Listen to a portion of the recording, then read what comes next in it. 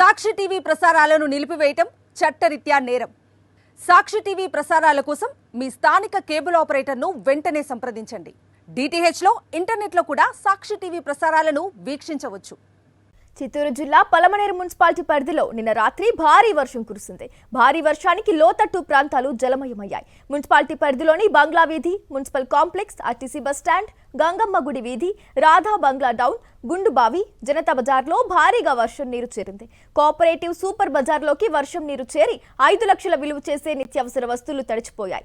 Municipal అధికారుల నిర్లక్ష్యం కారణంగానే డ్రైనేజీలు పొంగడంతో రోడ్లపైకి వరద ప్రవహించి సూపర్ బజార్లోకి నీరొచ్చింది.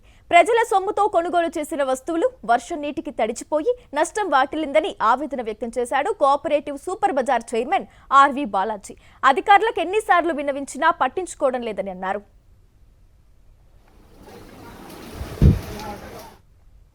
వర్షానికి పలమనేరులో ఉన్న సూపర్ బజార్ మొత్తము నిండిపోయే నీళ్లతో లోపల 3 అడుగుల పైన నీళ్ళు వచ్చేసింది. అది కాకుండా ఇది ప్రజల సొత్తు, ఇది ప్రైవేట్ కాదు, ఇది ప్రజల సొత్తు. ప్రజలు కట్టిన డబ్బులతోనే 14,000 మంది కట్టిన డబ్బులతోనే ఈ సూపర్ బజార్ రన్ అవుతా ఉంది. ఇలాంటి సూపర్ బజార్కి నేను ఇంతకు ముందే చెప్పాను.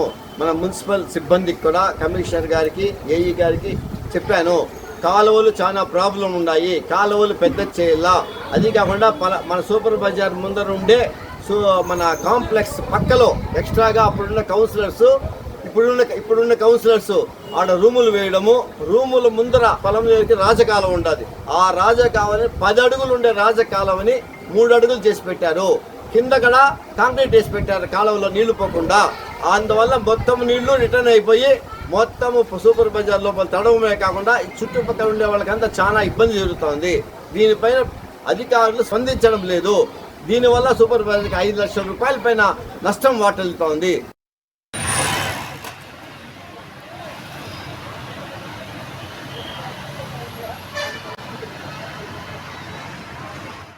సాక్షి టీవీ ప్రసారాలను నిలిపివేయడం చట్టరీత్యా నేరం.